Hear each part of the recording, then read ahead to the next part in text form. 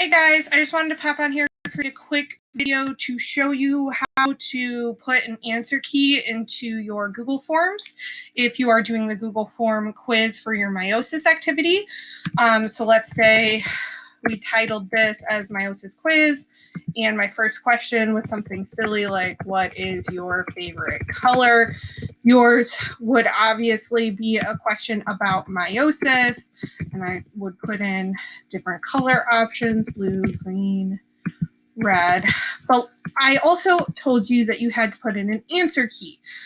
So in order to do that, you're going to go to settings, you're going to go to where it says quizzes, and you're going to click make this a quiz. And then you can click save, and it'll close that out. And you will see answer key down here in blue. So you'll click on that. You'll change it to 1 point.